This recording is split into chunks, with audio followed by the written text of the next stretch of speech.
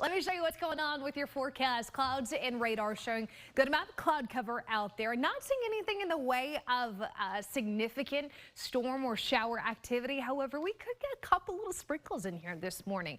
We've got some of that cloud cover. I see it on our West Shore home camera there, looking out over the skyline. Temperature wise in the 70s, right where we should be. This is absolutely normal for us to see these mid to upper 70s this time of year. Variable winds right now, those will be out of the southeast today at about 5 to 10 miles per hour. From those 70s, we're looking at upper 80s by lunch. Your forecast high today, 96.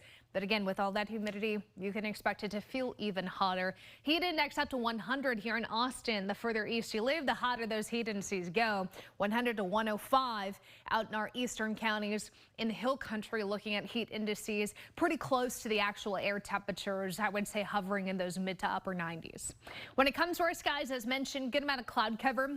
This morning, a lot of this is high clouds getting into the afternoon, but a mix of sun and clouds for your Tuesday.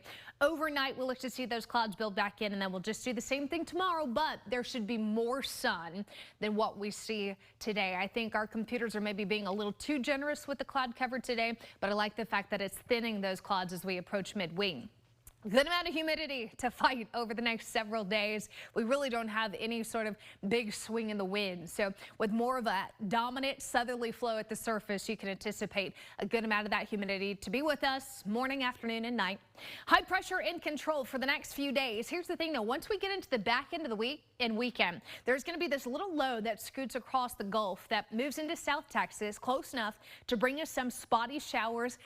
Potentially as early as Friday. I'm more convinced Saturday. Saturday looks to be a day that we could get some spotty rain in here, and then it moves on. High pressure builds back in a big mean way. So this is not going to be a repeat of what we had earlier in the month. A couple spotty showers, hit and miss, very hit and miss. In fact, I'm only going to keep it at a 20% chance of rain on Saturday. But even the returns look light. I mean, a few hundredths of an inch. If you might get lucky with a couple tenths of an inch out in our eastern counties, that's where I think those rain chances will be most favorable. But this is it for the rain chances as of now. 10 to 20% starting on Friday, wrapping up on Sunday, and the rain chances will move on.